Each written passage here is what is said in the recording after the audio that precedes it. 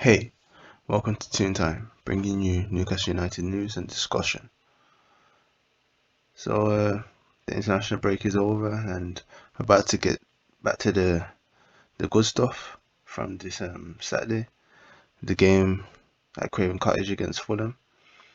So, yeah, the international break's a tough time in terms of news and things just in general to talk about, but it's something I've been working on, especially with this World Cup coming up.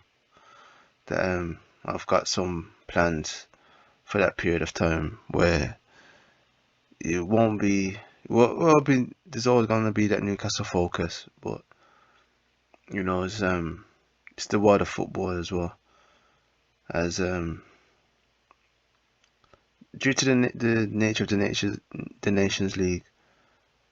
It's something that I personally don't take as seriously as it should, because it's a good period to just look at players in terms of scouting. And as we all know, we're looking at a different profile of player now, and the ambition's there. So you can see it more as a scouting thing. So that's what I'll be doing when the World Cup rolls around. That I'll be trying to keep my eye out for players that are interesting. You know, even if they don't end up at Newcastle, just just reviewing how I think could potentially fit into the team. As I think over the next 2 years at the very least, the profile of player will be younger and players who are trying to prove themselves, or players who were highly touted when they're younger and may have fallen off. I mean, even Alexander Isaac, he went to Dortmund originally, and then he had a poor time there. Then he went to Real Sociedad, had a good season, not last season, but the one previous, and and still his profile is quite high due to his time at Real Sociedad. So that's the type of thing I'm aiming to do as going forward. As uh, I want to have that continual presence and continue bring content. So just looking forward to the game on Friday. No, Saturday. Apologies for that. The um the injury report is still a bit ominous, but it's not as bad as I thought it was going to be. When you was hearing reports like Bruno G getting injured and things of that nature. Unfortunately, Isaac and Chris Wood have both picked up injuries and probably aren't playing on Saturday. But we've got Callum Wilson back. Bruno G is gonna be available at least for the bench, and hopefully Alan Saint-Maximin might be able to play from the bench as well, just to give those options. Fulham have looked quite good this season, to be honest, especially Alexander Mitrovic. He's been in some serious form. He's been getting quite a few goals. But I have to just be honest, we're the better team. And if we play how we've been playing, especially with Callum Wilson there to tuck away chances, we should be able to get a result. It's overdue now. I, I, I'm hungry to see a win, personally. And there's been performances where we should have drawn one, especially against Wolves. We definitely should have beat them in that game. And just looking back, the fixtures, yeah, Bournemouth. It was a tough game, to be honest. But even that, we were the better team in terms of quality. Liverpool should have at least been 2-0 up, but that Isaac decision, it's the referees getting involved and spoiling football. So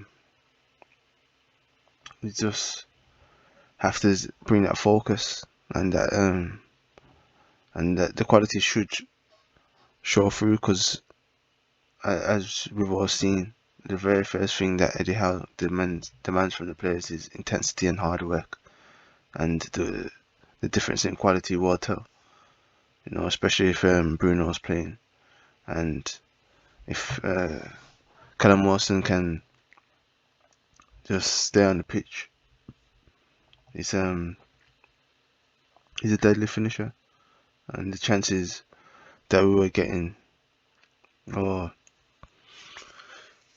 I should say the positions, it was especially against Bournemouth, he was quite poor in terms of the true chance creation for me.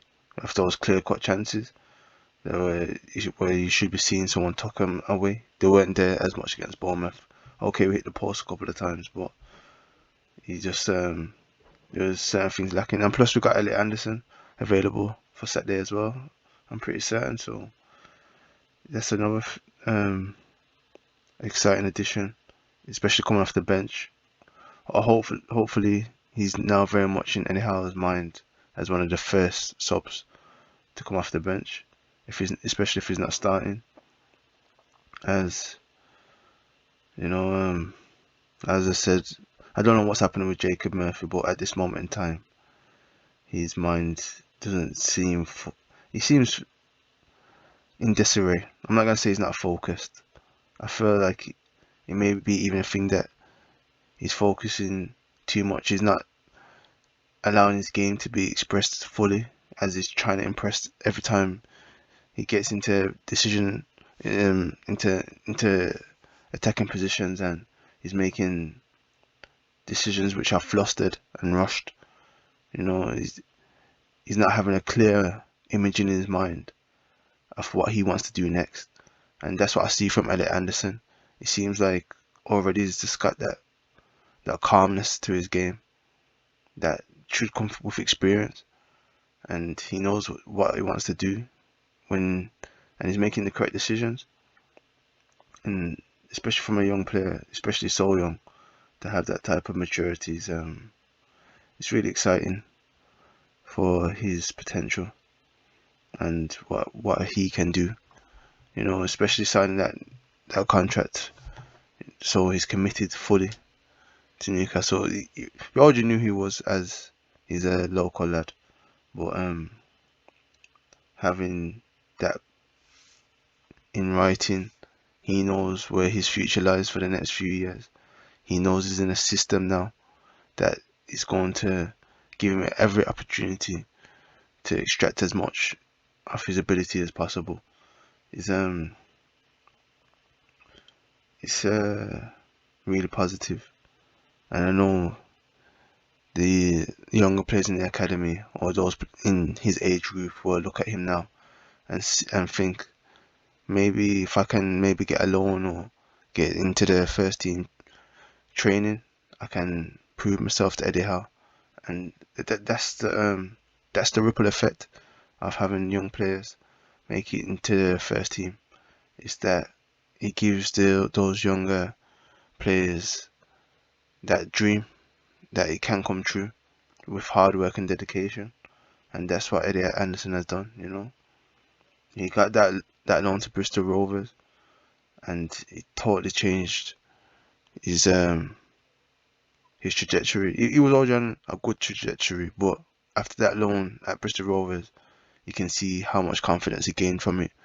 You know, being the man at Bristol Rovers, that has really added to his mentality, from what I've seen.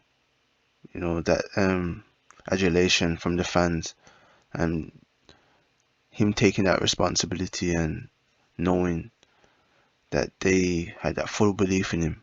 That must have been such a confidence boost, and you can see when he's ever is on the pitch. I hope that can happen to like Jacob Murphy, but I don't know. Maybe he has to try and figure it out. You know, I was watching the interview with Joe Linton on the Newcastle United YouTube channel, and you can see that that's a player who has been through a lot on Tyneside, but he's come through on the other side, and when he was talking, you could see that confidence he's got in himself, the calmness, and before, it's just looking. I never really saw any interviews from him, but just looking at him when he was on, especially when he was on the pitch, you could see His confidence was just ebbing away, and that's such a big aspect of any player, that having that belief in yourself, knowing what you're there to do. It's like night and day. So yeah, that's what I've got for today. I know it's been a while, and I apologize for that. Well, thank you for tuning in and listening. And wherever you are, have a good morning, afternoon, evening, or night. Peace.